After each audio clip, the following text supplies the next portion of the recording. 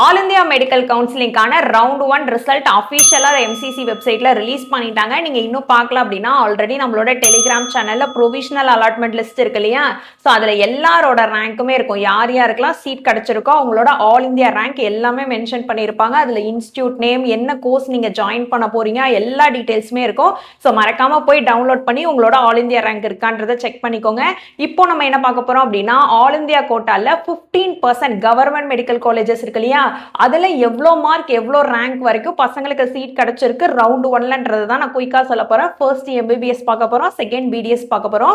MBBS பார்த்தோம் அப்படின்னா general கேட்டகரிக்கு 572 மார்க்கோட க்ளோஸ் ஆயிடுச்சு. இடபிள்யூஎஸ் கேட்டகரிக்கு 564, ஓபிசி கேட்டகரிக்கு 571, எஸ்சி கேட்டகரிக்கு 489, எஸ்டி கேட்டகரிக்கு 471ஓட க்ளோஸ் ஆயிடுச்சு.